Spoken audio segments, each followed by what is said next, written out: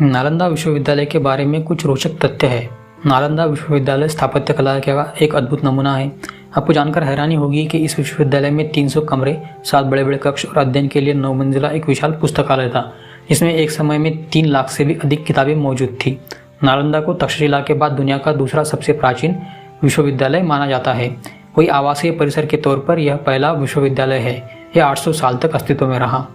इस विश्वविद्यालय में विद्यार्थियों का चयन मेरिट के आधार पर होता था और यहाँ छात्रों को निःशुल्क शिक्षा दी जाती थी। इसके साथ उनका रहना और खाना भी पूरी तरह से निःशुल्क था। इस विश्वविद्यालय में एक समय में 10,000 से ज़्यादा विद्यार्थी शिक्षा ग्रहण करते थे और 2700 से ज़्यादा अध्यापक उन्हें शिक्षा देते थे। नालंदा में सिर्फ भारत ही नहीं बल्कि कोरिया, जापान, चीन, Tibet, Indonesia, Iran, Greece, Mongolia समेत कई दूसरे देशों के छात्र भी पढ़ाई के लिए आते थे। नालंदा की स्थापना 5वीं शताब्दी में गुप्त वंश के शासक सम्राट कुमारगुप्त ने की थी। इसे महान सम्राट हर्षवर्धन और पाल शासकों का भी संरक्षण मिला था। नालंदा में खुदाई के दौरान ऐसी कई मुद्राएं भी मिली हैं, जिससे इस बात की पुष्टि भी होती है। इस विश्वविद्यालय की स्थापना का उद्देश्य ध्यान और अध्यात्म के लिए एक स्थान बनाने से था।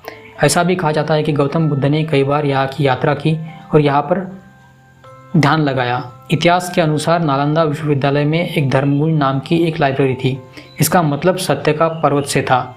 लाइब्रेरी के 9 मंजिलों में 3 बाग थे, जिनके नाम रत्नरंजक, रत्नोदधि और रत्नसागर थे।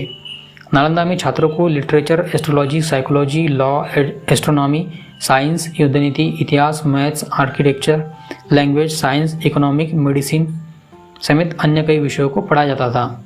इस विश्वविद्यालय में कई महान विद्वानों ने पढ़ाई की थी, जिसमें मुख्य रूप से हर्षवर्धन, धर्मपाल, वसुबंधु, धर्मकीर्ति, आर्यवेद, नागार्जुन का नाम शामिल है।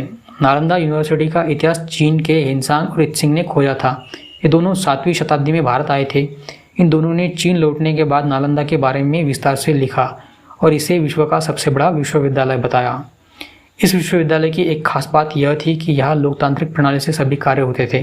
कोई भी फैसला सभी की सहमति से लिया जाता था। मतलब सन्यासियों के साथ टीचर्स और स्टूडेंट्स भी अपनी राय देते थे। खुदाई के दौरान यहाँ 1.5 लाख वर्ग फीट में नालंदा यूनिवर्सिटी के अवशेष मिले हैं।